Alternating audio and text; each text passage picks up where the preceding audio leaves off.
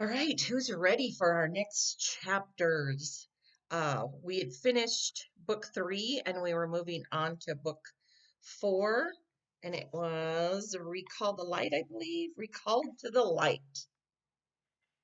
And it ended, book 3 ended with Roscuro trying to, I think he's going to bring Mig into a bad plan he may have against the princess, because remember he's mad at the princess for the way she looked at him, and Mig isn't scared of the dungeon because she can't smell all those smells in the dungeon, or she can't hear very well, so she can't hear all the moaning and stuff. So the dungeon isn't really a scary place to her.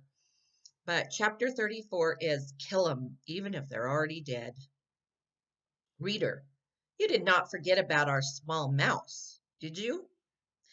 Back to the light was what Gregory whispered to him when he wrapped Despereaux in his napkin and placed him on the tray. And then Mig, after her conversation with Roscuro, carried the tray into the kitchen, and when she saw Cook, she shouted, "It's me, Miggery Sow, back from deep downs." "Ah, lovely," said Cook, "and ain't we all relieved?" Mig put the tray on the counter. "Here, here," said Cook. "Your duties ain't done. You must clear it." "How's that?" shouted Mig. "You must clear the tray," shouted Cook. She reached over and took hold of the napkin and gave it a good shake, and Despereaux tumbled out of the napkin and landed right directly, plop, in a measuring cup full of oil. "Ah!" said Cook. "A mouse is in my kitchen, in my cooking oil, in my measuring cup. You, Mig, kill him directly." Mig bent her head and looked at the mouse slowly sinking to the bottom of the glass cup. "Poor little Meesy," she said, and she stuck her hand into the oil and pulled him out by his tail. Poor little Meesy. Despereaux, gasping and coughing and blinking at the bright light, could have wept with joy at his rescue, but he was not given time to cry. "Kill him!" shouted Cook. "Course," said Mig. "All right." Holding Despereaux by the tail, she went to get the kitchen knife. But the mouse's tail, covered as it was in oil, was slick and difficult to hold onto, and Mig, in reaching for the knife, loosened her grip, and Despereaux fell to the floor. Mig looked down at the little bundle of brown fur.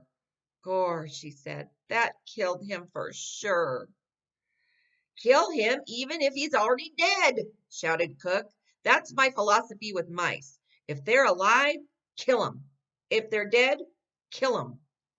That way you can be certain of having yourself a dead mouse, which is the only kind of mouse to have. That's some good old softy. That is, kill 'em even if they're already dead." "Hurry, you cauliflower-eared fool!" shouted Cook. "Hurry!"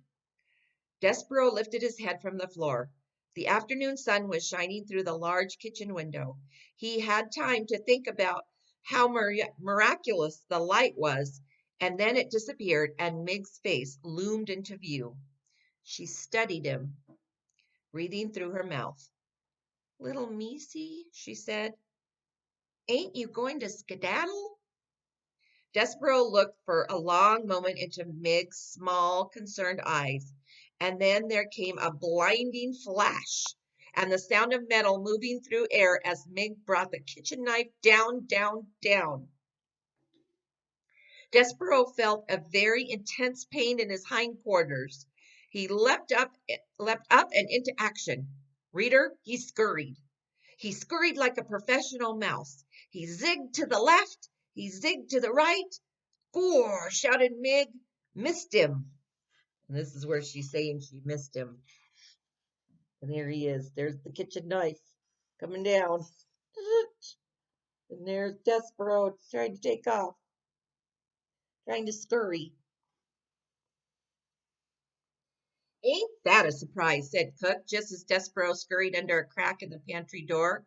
"I got little Meesy's tail, though," said Mig. She bent over and picked up Despereaux's tail and held it up, proudly displaying it to Cook.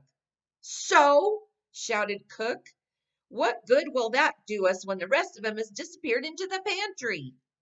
I don't know, said Mig, and she braced herself as Cook advanced upon her, intending to give her a good clout to the ear. I don't know. Poor Mig. Everybody hits her in the ear. Ugh. Chapter 35, The Knight in Shining Armor. Despereaux was pondering the reverse of that question. He was wondering not what he could do with his tail, but what he would do without it. He was sitting on a bag of flour high atop a shelf in the pantry, crying for what he had lost. The pain in his hindquarters was intense, and he wept because of it. But he also cried because he was happy. He was out of the dungeon. He had been recalled to life. His rescue had happened just in time for him to save the Princess Bee from the terrible fate that the rat had planned for her. So Despereaux wept with joy and with pain and with gratitude. He wept with exhaustion and despair and hope. He wept with all the emotions a young small mouse who had been sent to his death and then been delivered for it in time to save his beloved can feel. Reader, the mouse wept. And then he lay down on the sack of flour and slept. Outside the castle, the sun set and the stars came out one by one, and then they disappeared and gave way to the rising sun. And still Despereaux slept. And while he slept, he dreamt. He dreamt of the stained glass windows and the dark of the dungeon. In Despereaux's dream, the light came to life, brilliant and glorious, in the shape of a knight swinging a sword. The night brought the dark. The dark took many shapes. First, the dark was his mother, uttering phrases in French, and then the dark became his father, beating the drum. The dark was Furlough, wearing a black cloak, a black hood, and shaking his head no.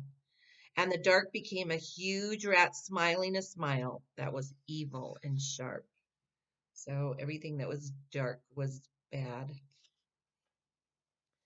The dark, Despereaux cried, turning his head to the left. The light, he murmured, turning his head to the right. He called out to the night. He shouted, "Who are you? Will you save me?" But the night did not answer him. "Tell me who you are," Despereaux shouted. The knight stopped swinging his sword. He looked at Despereaux. "You know me," he said. "No," said Despereaux, "I don't." "You do," said the knight. He slowly shook the armor off his head and revealed nothing, no one. The suit of armor was empty. "No, oh no," said Despereaux. "There is no knight in shining armor. It's just make-believe, like happily ever after." And in his sleep, reader, the small mouse began to cry.